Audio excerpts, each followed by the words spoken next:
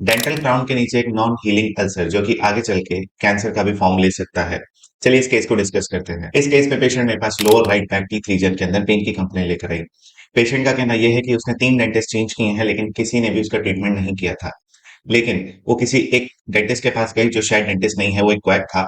उन्होंने इनके crown place कर दिए। क्लिनिकल एग्जामिनेशन करने पर मुझे यहाँ पर लोअर के फुल आर्च के अंदर क्राउन्स देखने को मिलते हैं, जो कि पेशेंट के first molar to first molar तक प्रेजेंट है।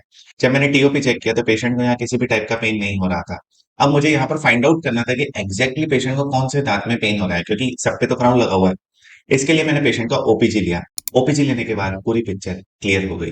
पेशेंट को यहाँ पर कैंटिलीवर टीथ दिए गए हैं, साथ के साथ उसको इतना लॉन्ग स्पैन ब्रिज सिर्फ और सिर्फ 4 दांतों पर दिया गया है। तो यहाँ पर एक तो एंड्स लॉ जो है वो फॉलो नहीं किया गया, साथ में कैंटिलीवर भी दिए गए। इसकी वजह से क्या हुआ, पेशेंट को मोलर रीजन में सीवियर पेन होने लगा। हालांकि इस ट्रीटमेंट को लिए हुए पेशेंट को 3 से 4 साल हो चुके थे। उसके बाद ये चीज पेशेंट में डेवलप हुई।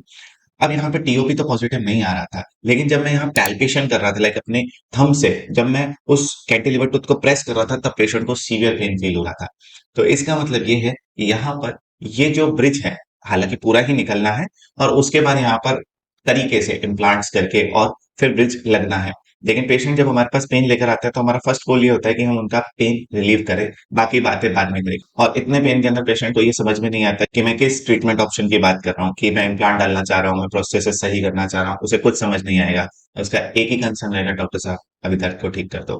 तो इसलिए हम पेशेंट से जब पेन लेके आते हैं तो ऐसी बातें करते ही नहीं, हम सीधा पेन रिलीफ पे ध्यान देते हैं कि किस तरीके से पेशेंट का पेन खत्म हो जाए। तो ट्रीटमेंट के लिए मैंने क्या किया, मोलर टूथ को मेटल कटिंग बर्स से अलग कर दिया। और जब मैंने अलग किया तो यहाँ पर मुझे अल्सर देखने को मिला। यहाँ पर आपको एक क्रेटर लाइक डिप्रेशन देखने को मिल रहा होगा, जो ये इंडिकेट करता है कि पेशेंट के सॉफ्ट टिश्यू डैमेज हो रहे हैं, वो भी काफी लंबे समय से।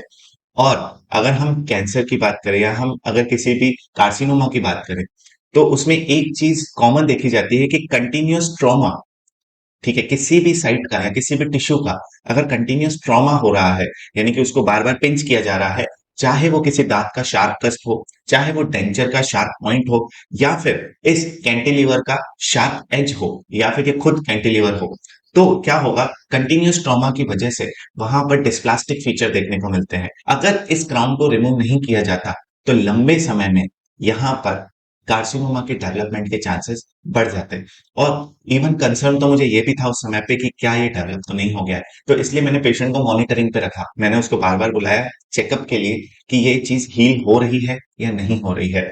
और आफ्टर 15 डेज ये जो अल्सर एरिया था ये हील हो चुका था।